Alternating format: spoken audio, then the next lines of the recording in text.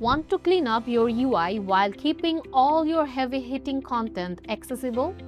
Today, we're mastering the ElementsKit Advanced Toggle. Today, we're going from basic switches to high-end responsive layouts that convert. So let's dive in, and quick heads up for this. To unlock the full power of template-based toggling, you'll need the ElementsKit Pro version installed and active. And also make sure that your ElementsKit Advanced Toggle widget is toggled on here, okay? For this, search for Advanced Toggle widget with the EKit badge and just drag and drop. See, we have already found it. Annual and monthly, there are two options here. Now, if you want to add content, just click the Edit Content button here. Now search for any widget that you want to add here. For this, I'm looking for something which is pricing. Let's search for pricing. Okay, so there is a pricing table. Let's add it. I have already added this one. Clicking the Publish button. Let's see how it has arrived. See, it has arrived.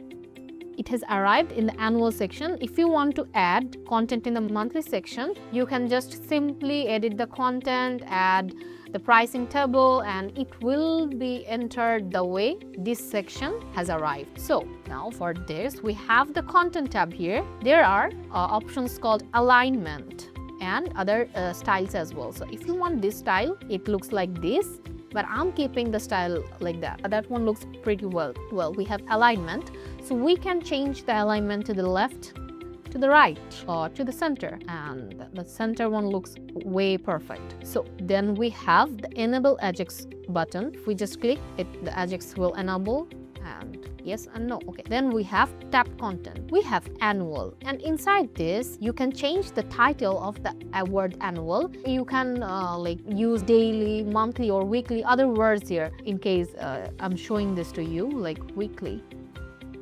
See, the word has arrived, and the indicator background, which is set to the blue, change the color. See, the color has changed, but I think that the color blue looks so good. Then we have the title color and the keep this open tab option. If you click there, yes, it will keep open, and that's it. Then we have monthly. For the monthly option, we have the same settings. If you want, you can edit them from here. Then we have add item option. So if you want to add any extra item to this tab, you just easily can add item from this option. Well, then we have style tab. So if you want to create this to feel like a native app, you'll just have to add some container padding and a shadow of subtle box, and this you just have to add this also. So we have the options called padding. See, the padding is getting changed. Then we have an option called border radius. So if you want to change the border radius,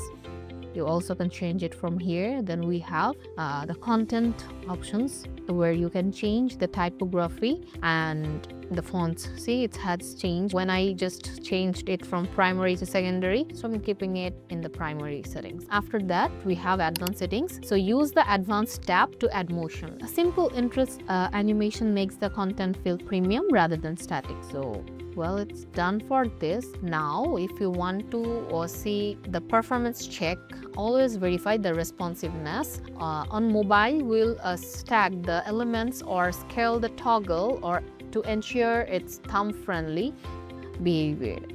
And there you have it, and it's sophisticated content switching that saves space and looks very professional. So if you want some ready-made templates, you have the options. ElementsKit basically gives you multiple ready-made templates which is already ready. So here I'm searching for Advanced Toggle.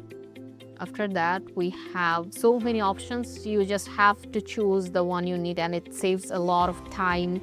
And yeah, that designs are also very beautiful, I would say. So you just have to publish it, and yeah, that's pretty much done here. Ready to level up your workflow? Grab ElementsKit Pro at the link below. Don't forget to like and subscribe for more pro level UI tips.